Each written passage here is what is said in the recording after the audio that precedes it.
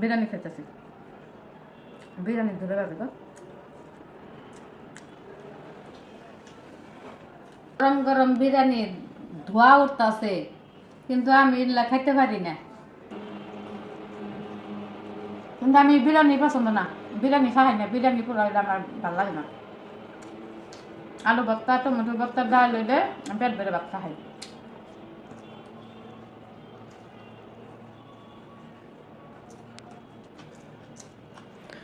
আসলে আমরা biryani, pulao, fried rice, Chinese, chicken এগুলা যতটা মজা করে খাই, মনির মা এগুলা কিছুই খেতে পারে না। তার হয়েছে ডাল, ভাত, ভর্তা, যেটা তার রেগুলার খাবার, সেগুলাই সে খেয়ে অভ্যস্ত এবং ওগুলা খাইতেই তার ভালো লাগে।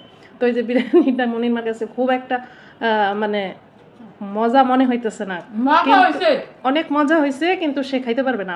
যতটা বোঝা যাইতেছে যে অর্ধেকটা খাইতে পারছে, বাকি অর্ধেকটা থাকবে, সে পুরাটা খাইতে পারবে না। মনির মা কখনোই বিরিয়ানি, পোলাও এগুলো খাইতে পারে না, এমনকি ঈদের সময়ও সে পোলাও খায় না।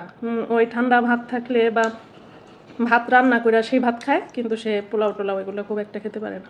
আমি খাই নাম তো সেই বেলা থেকে যেমন পোলাও, বিরিয়ানি, খিচুড়ি আমার পছন্দ না। আমার ভাত হইলে বড় লোকই খানা এলে আমার পছন্দ না।